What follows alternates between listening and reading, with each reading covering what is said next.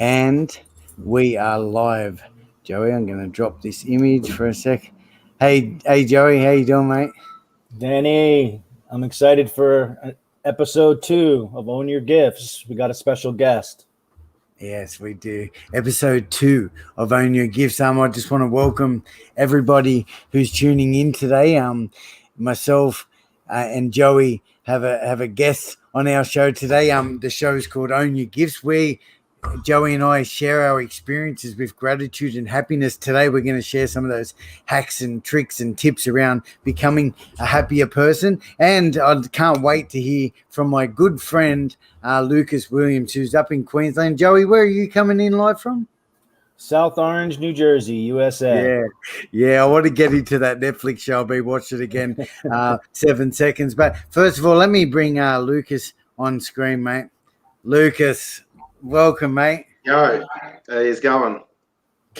Good. Lukas, before we get started, if I just ask all of our viewers, please let us know where you're watching from. You know, one of the things that I think is absolutely amazing and probably a product of this whole COVID mess is the ability for us to come in live from anywhere in the universe or in the globe anyway and connect live on social media. So please drop your comments where you're watching from. Today, Joey and Lukas and I are going to talk about just some stuff around gratitude and share our experiences. So, Lukas, it's wonderful to have you here, mate. Where are you watching from? I'm dropping in from Bundjalung country, New South Wales, which is just a place called Casino, which is about an hour from the Queensland border as you cross over into Coolangatta. That's where I'm calling in from. Awesome, mate. I'll be heading up there next month. Joey, how are you, mate? I'm doing great. You know, I was welcome, Lukas. I'm excited to have a chat. I've been looking around on your website, and I've been giving a lot of thought today about when we decided to name our show "Own Your Gifts," and I was giving some thought today about like what are my gifts, and I think that's different for everybody. And I think, hopefully everybody will know a little bit more about us before the end of the show, but we walked a similar path where a lot of our pain and our trauma and our failures and our mistakes and our shortcomings today have become our most important gifts and our greatest strengths, because they help us to be of service to others and help others along the same path that we've walked. So I'd like to, if we can just one at a time, like talk a little bit about what Own Your Gifts means to you. How about you go, Lukas? What do you think? Sure, man. It's a really interesting one. I have a nephew with me at the moment, actually, and he's going through recovery himself. And then I looked at Danny, what he put up on Facebook on the kind of bio about me, and it had up there about a warrior. And I guess I'm about, when we look at owning our gifts, I think about it from the perspective of we have gifts that are full of, I guess you could say, light and good things in life, but then we have gifts that build from a life of destruction. And going to a school when I was a young fella, there was 2 Aboriginal kids. I didn't know what my gifts were back then. I was going to a school where I tried to fit into this area where I seen everybody else hold these gifts, but I was living in the country around people that didn't recognise the gifts that I had in the way of a warrior, which was what I mean by that is an Aboriginal warrior.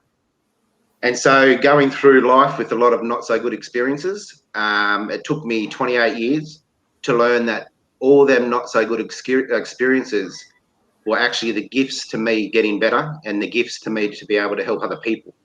And a lot of them stories hold a lot of pain, but through them stories brings a lot of happiness to myself, to the people around me, because we can open up space for people that may have walked them same paths, and if they don't have the gift of other people to share these stories, well, then maybe they'll never reach a place for them to own their own gifts.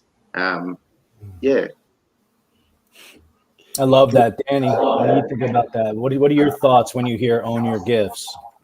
Thanks, Joey. It's wonderful to hear you then, Lucas. And I just want to share with you, Lucas, and everyone else, Joey wrote that bio and that introduction to the show. So, yeah, acknowledging you being a warrior, I think it was important that we mentioned that. When I hear that term only gives I think about like the madness of my very early days of recovery, like getting clean and learning to live this new way of life, like one thing I discovered was that I don't have a problem with drugs anymore. I've got a problem with life and becoming aware of how to live life on life's terms and enjoy some of that stuff was incredible. And the things that they said to me in the early days, if you made a list of all the things you would want in 5 years' time, you'd be selling yourself short.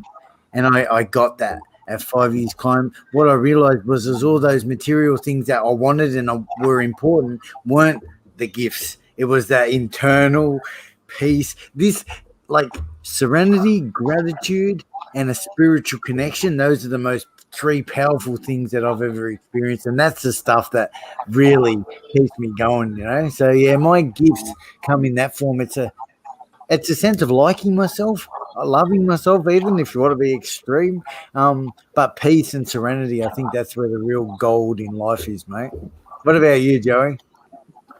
I mean, when I hear the words peace and serenity, and I think of, my life pre-recovery, and even through the first 5 years of my recovery, I didn't have an ounce of peace, even before I picked up a drink or a drug. I always felt really uncomfortable in my own skin. I felt other than, I felt less than, without any legitimate reasons for that, other than, I think a lot of problems with, inner conflicts really is about a war on judgment.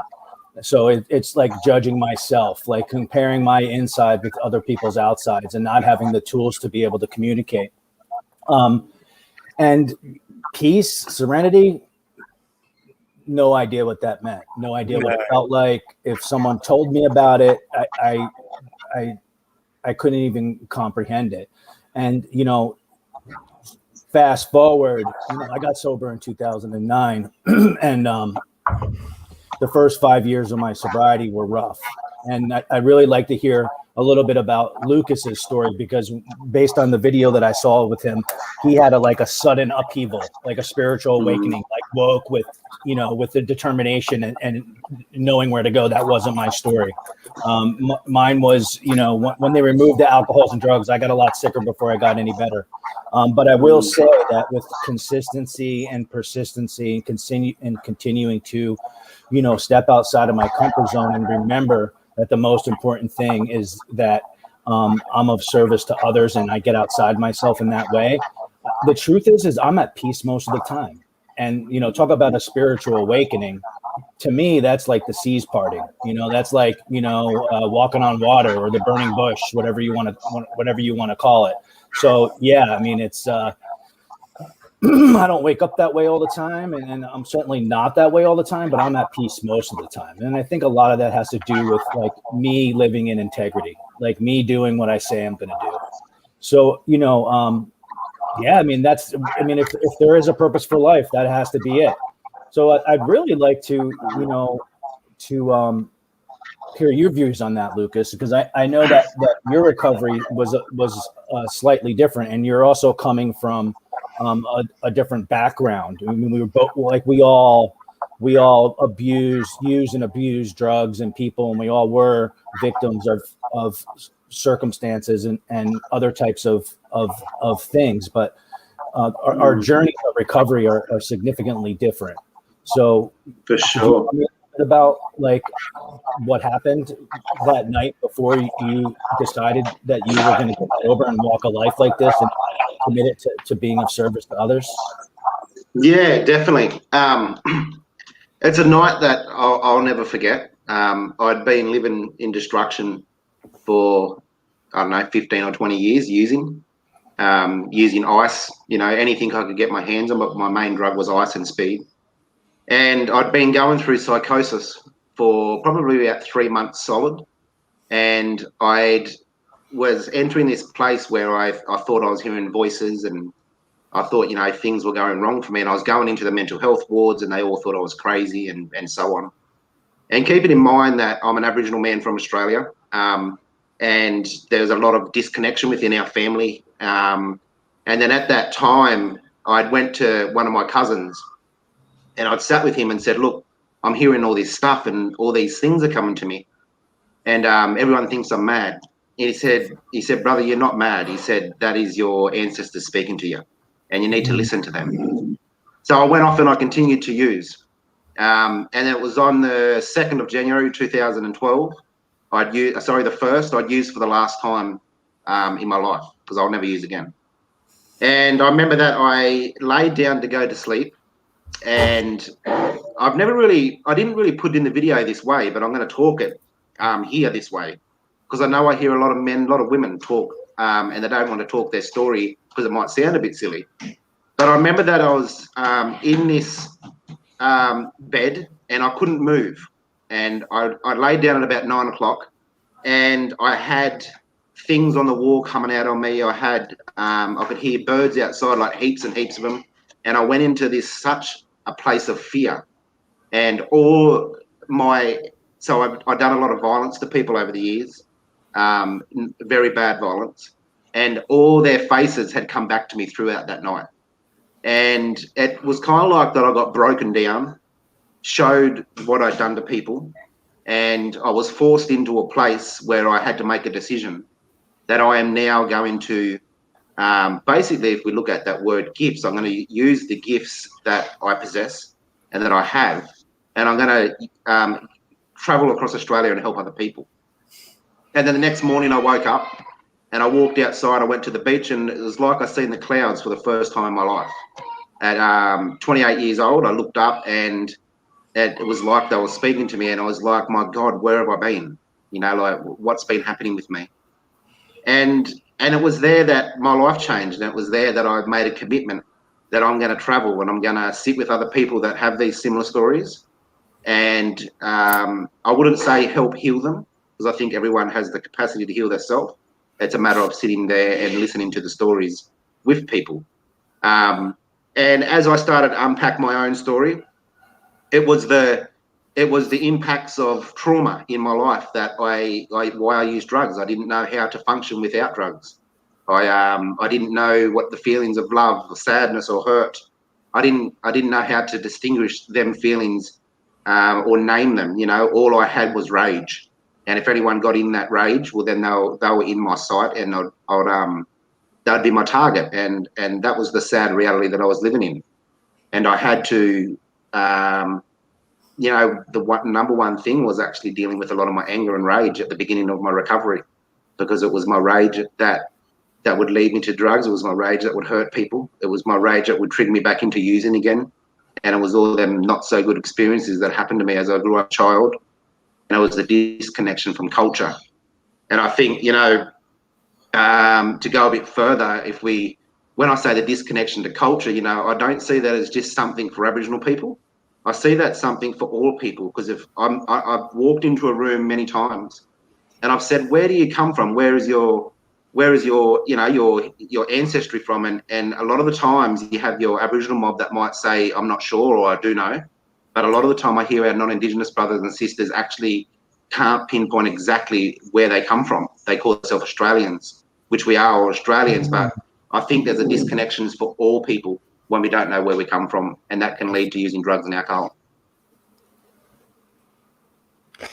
It's powerful, eh, Joey? When I hear that coming from Lucas, I love that. One of the things I truly love about you is that connection you have with yourself and home, I guess, Lucas. Can I just share also too that Joe, and I just want to let you know this, Joey. Like Lucas, I spent a little bit of time with Lucas in two different locations, and he is the calmest guy. And I don't know if I've ever told you this, Lucas, but I feel like Lucas has got a level of calm that I've never experienced in anybody. And he was such a pleasure to spend a few days with as well, because there was a few interactions that were going on that I just seen this real, and I don't know if it's inner peace, but what appeared to be inner peace about you and a warm, kind glow about you, mate. So I absolutely adore that, and I think that is you are someone who I aspire to be more like, Lucas. I truly mean that, bro.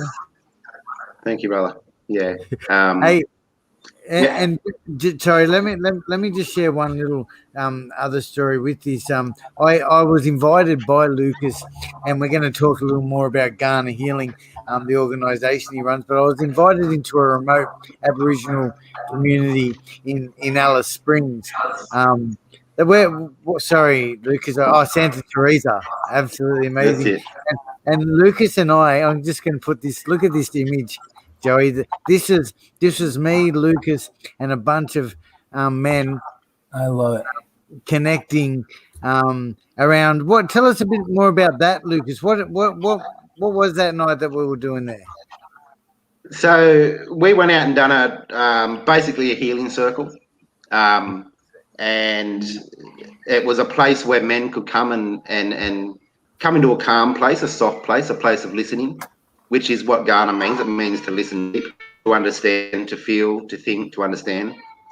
And so, yeah, we opened that space to allow the men to come in and yarn. And yarn, for people that might be in America, yarn means to talk, to have a conversation. But in our terms, Aboriginal way, that's what that means for us. We'll go, oh, let's go for a yarn. That means let's go down and have a yarn and have a talk. And that's what we're doing. We're sitting down talking about serious issues that us men may go through. And Danny come out. And Danny is the first man I've ever took with me to a community. And they absolutely loved him. And he got the pleasure. He got the amazing job of actually having to prepare kangaroo tails. And that job isn't just given to anyone. Mob's got to like you. Otherwise, you just sit over there on the bench and you just be quiet and wait till it's finished. But Danny got the opportunity to get in there and help out. It was just great. Yeah. And just thinking about you talking about me being calm, Danny. Once upon a time, that calmness was never there. It was never there, and it was about actually going in to talk about and really digging in deep to talk about, my experience of sexual assault against me. I watched my mother get run over in a car by my father. I'd watched many things happen in my life that created this rage. And when I found myself going in to deal with them things and start to talk about them, I then started to become a calmer person, and I could understand myself a lot better, which allowed me to sit in spaces to hear other people speak in them calm areas. So it's been a rocky road, a journey to reach that place. And yeah, you probably wouldn't want to see me on my bad days. No, joking. Because I have them bad days. I have them days. I think we're human and we go through that, but it's how we deal with it and how we display it to our people. I'm sure you were on your best behavior, Lucas, but it doesn't matter. Like you and I and Joe, we can pick this stuff in people, and it doesn't matter. I could tell a sense of underlying calmness, like almost like no other for me, Yeah, cool. Thanks. Joey? Yeah, I can really relate to. I think the anger and violence and rage was my first drug. And, for the most part, I played, physical contact sports, and that was a really good outlet for me. Because what I could get away with on the football field or in the ice hockey rink would probably land most people in jail if they were out in the public. But there were always incidents, outside of that where I hurt people. I hurt a lot of people physically, and I hurt them bad. And I never understood where that rage came from. And this was as a youth, like even under 10, 11, 12, like that was how I expressed what I know to be now as for me, it was anger for being born. I don't know why. I didn't have the level of abuse that you're describing Lucas, that you had to come up against. I always felt safe in my home. I always had a lot of friends and family and people who wanted to be around me. There was stuff that went down, within the family that doesn't seem like I don't think I would call it trauma, but yet, I had the same feelings associated with somebody who went through trauma like that, which kind of leads me to believe that I may have entered the world that way. You mentioned when you went that Gan'na means to listen. And I had to learn to listen to other people, and I had to learn to identify and listen, like identify the two voices in my head. Like, there's a lower nature and there's a higher nature, and they're both speaking. And I needed to be able to identify and label that voice in my head that felt like I was unworthy or I wasn't enough. And so it's like that lower nature is like most things. I think most things grow in light, right? But our lower nature grows in the dark, and by bringing it out into the light, it kills it. So through conversation, through communication, through getting vulnerable with other people, and I didn't know how to do any of that, and until I got to recovery, well into recovery, and still, to this day, when I need to really, let people in, and and let them know who I am and what's going on between my ears. It's a leap of faith. It feels like a major risk for me every time I do it. So it doesn't come second nature to me. These are all tools that I learned in recovery, and mostly out of necessity and desperation. I usually don't do much until I'm in a lot of pain, which is why I think like some of our pain are in fact our greatest gifts, because it allows us to step outside of our comfort zone and turn towards the light and bring, let people in past arm's length where I've kept everybody my entire life. So thank you for sharing that. And I wanted to share one more thing that came to mind when you said that when you picture when you had that spiritual experience when you thought you were going crazy, but in reality, a mentor or advisor or relative has said to you, like, these are your ancestors communicating with you. And I had a similar experience when I was about 6 years sober, and I remember the date. It was March 1st, 2015, and what my life had looked like leading up to that point was I was sober. I was not drinking or drugging, but I had switched behaviors. I had turned to food, and I was killing myself with food. So when I got sober in 2009 to 2015, I went from 220 to 415 pounds, and I was engaged in a program of recovery and on a daily basis, consistently. I was being of service to others, and I was really sick. I was sicker than I was when I got into recovery, which was, I had a $300 a day heroin habit. I was living on the streets. I was doing desperate things for drugs. I was certainly hurting everybody around me. I had pushed everybody away from me that were important to me. And I had a dream, and where I was visited by my grandfather and my deceased grandfather. And it was very intense because, since he had passed, that had never happened to me before. And in the dream, he was screaming at me, intensely screaming at me. And this was a man who never raised his voice. I never heard him raise his voice in, 30 plus years of my life, never once. And he was screaming at me, "He who isn't busy being born is busy dying. He who isn't busy being born is busy dying," frantically screaming at me. And when I woke up, for first, I thought about that, and it wasn't the first time I heard it. It turns out to be a lyric in a song. However, it did impact me a whole lot differently. And what I had realized is I was never scared to die. I was scared to truly live.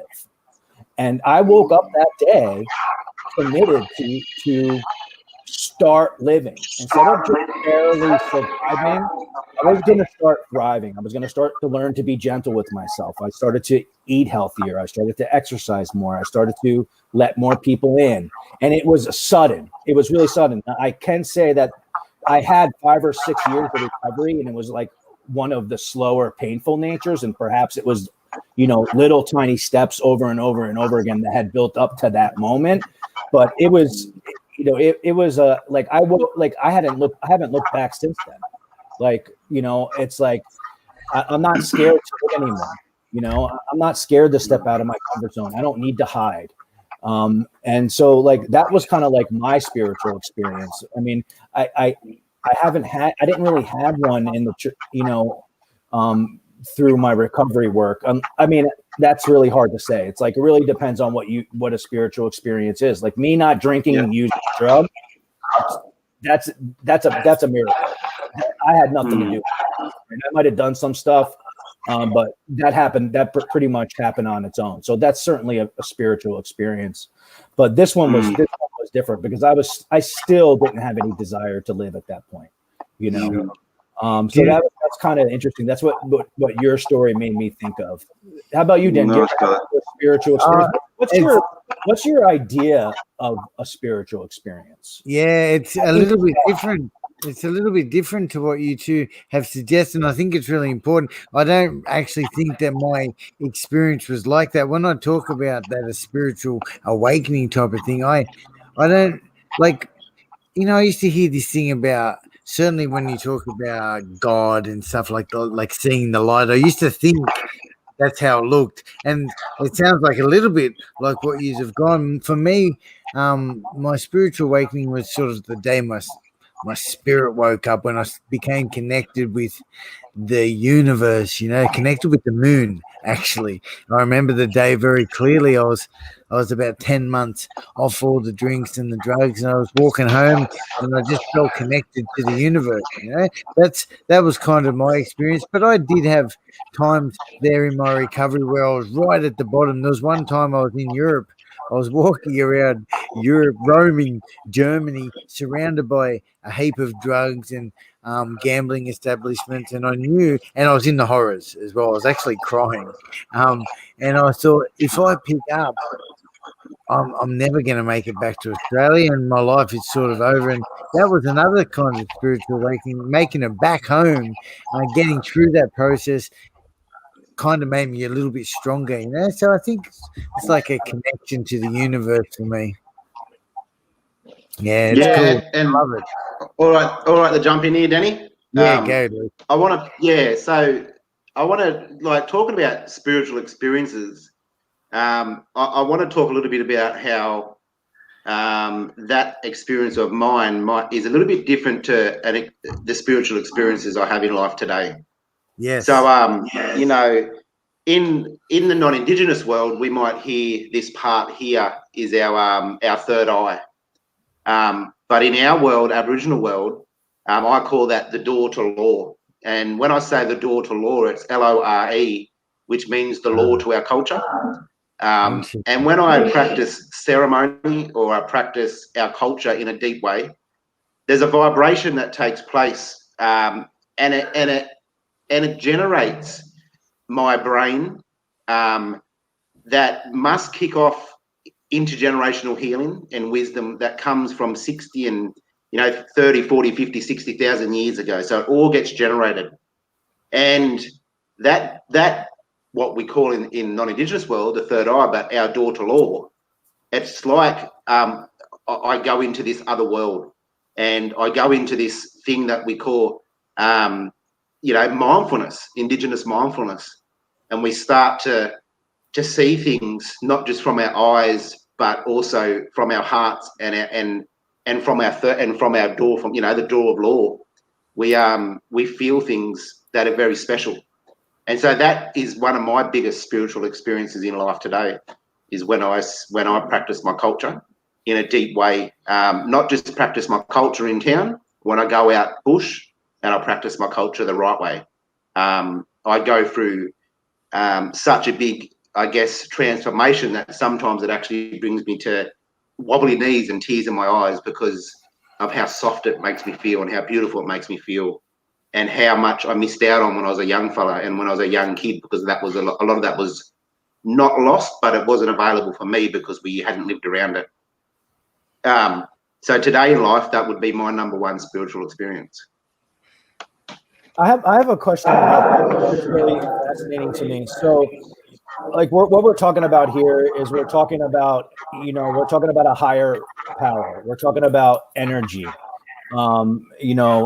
It's out there for all of us to be able to plug into. So when you practice your culture fully, like, how do you plug into that? How do you plug into your ancestors' wisdom or that higher force or that energy? Is it ritualistic? Is it simply just being in nature? Are there things that things that you're doing that help you plug into that? Because I can't imagine that it's like a snap of the fingers, right? Yeah, no, I think I believe it's a connection with our ancestors. If we've got drugs and alcohol in our systems, I believe that connection and that wisdom will not be there. You know, it might be there in a very slight way, but it won't be there for us to access in a deep way. There was this old lady from Canada that an Indigenous lady, she said for us to be given the gifts of our culture and ceremony and wisdom, one must walk in a straight line to access that. And I think that when I walk in my integrity, that means I've got to walk in a straight line. And in my stomach, my heart, my whole being, we look at Mother Earth as the earth, and we look at the sky as Father Sky. And we are just connected to that as one whole evolving system.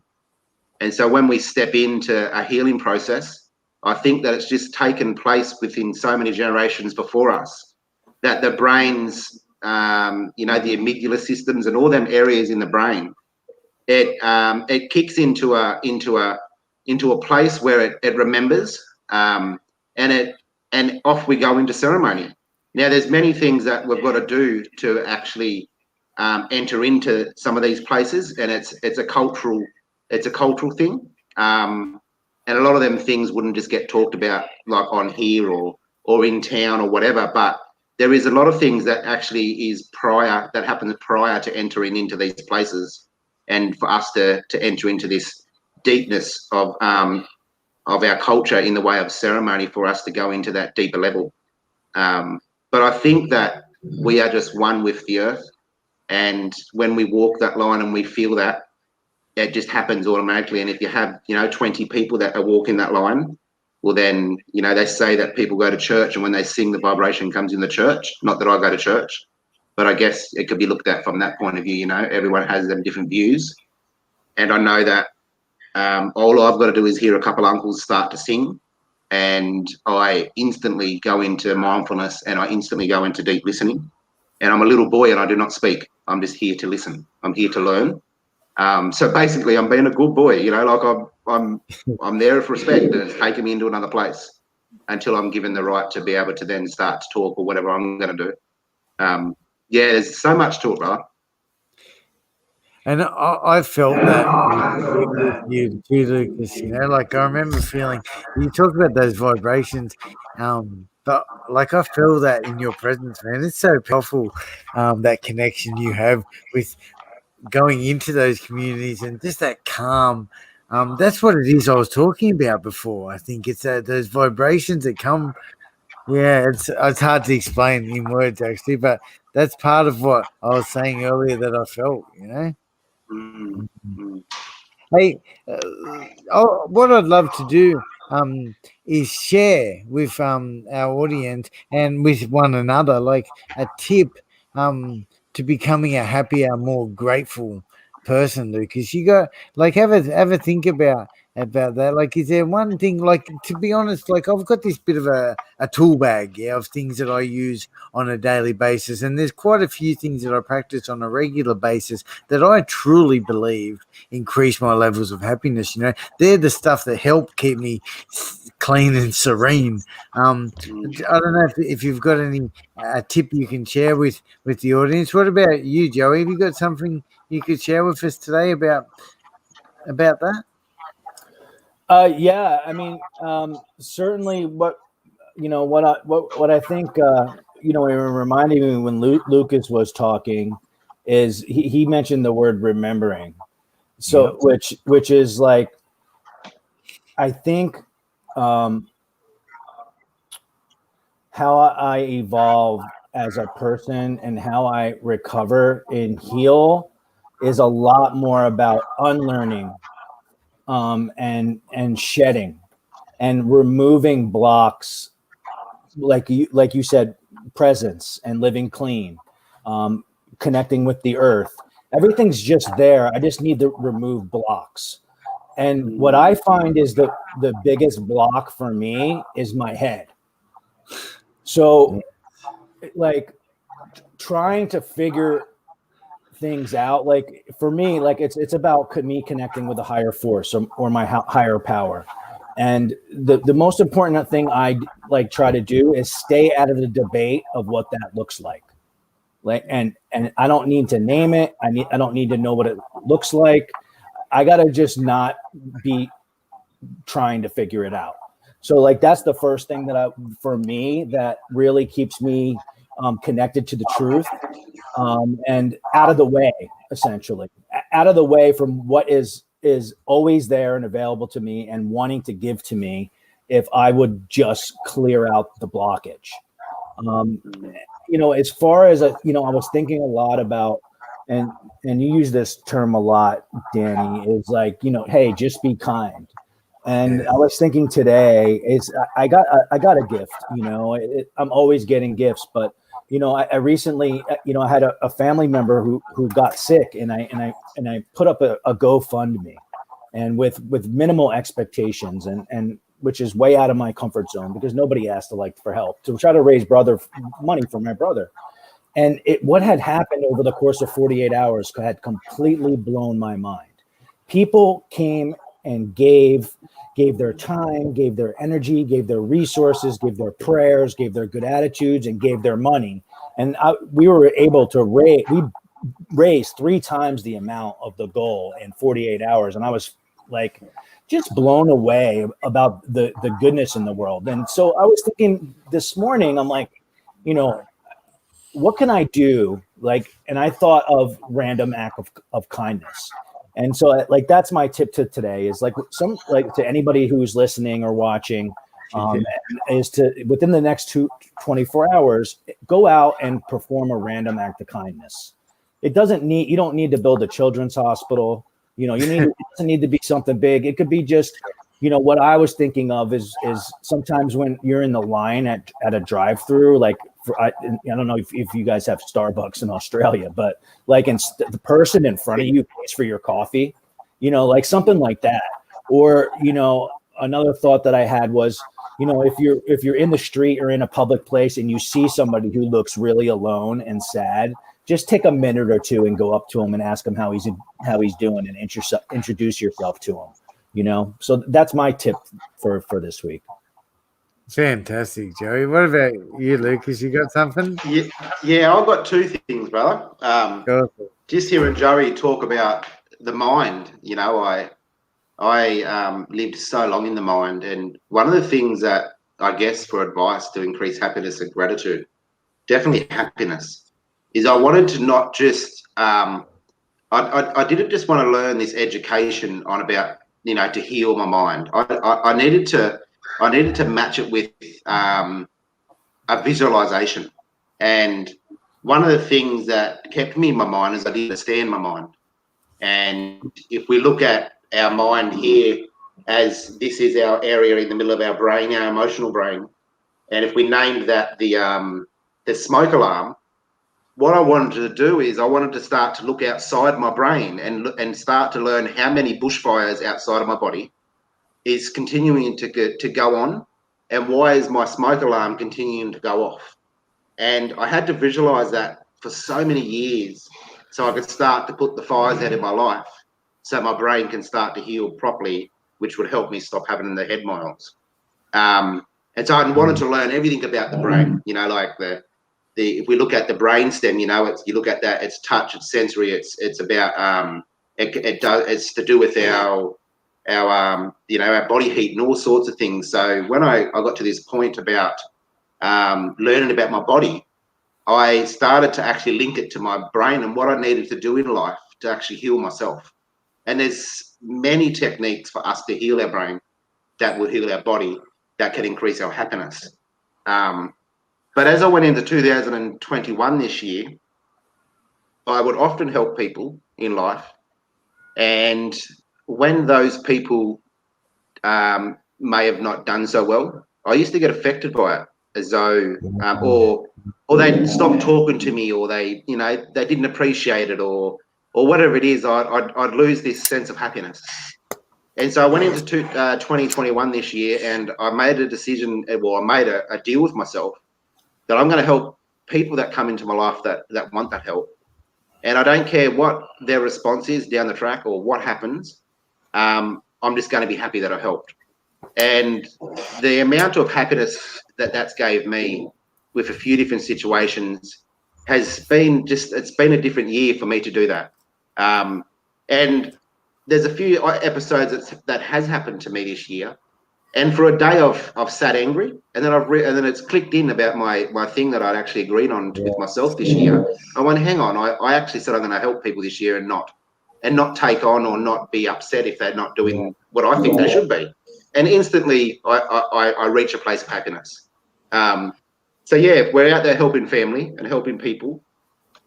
Remember that we can't fix everyone, but we can give people happiness for a day or two, or whatever that might look like.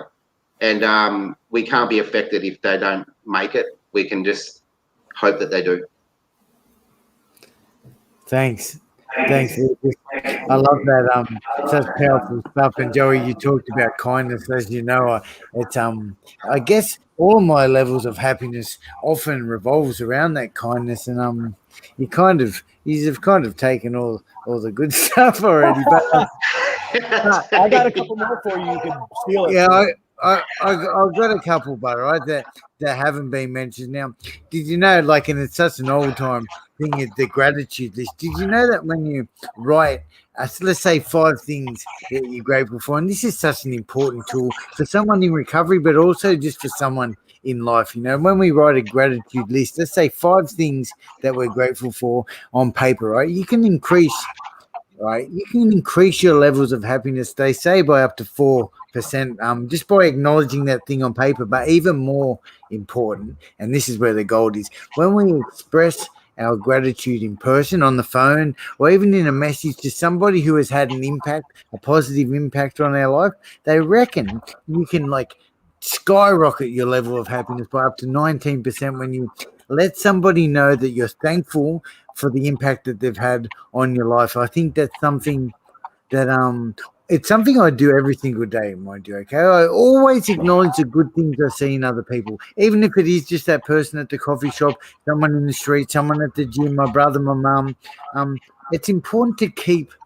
Even if you've complimented that person 5 times before, do it again. It feels good. It feels good for them, even more importantly, you know.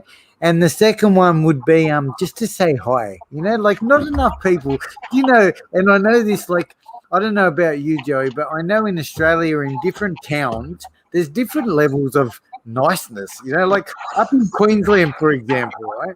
I find that people are more friendly, okay? I've got my own theory around that. I think Sydney's probably just a bit more bunched up and people get in their own heads. But I think just a smile and a hello to some random stranger in the street can have a massive impact on my spirit. And also, it's been said to me many times, you know, Danny, when you come up to me in my early days of recovery and you welcomed me and you said hi, it meant a lot. So I know that for a fact, mate. So that's my couple of tips.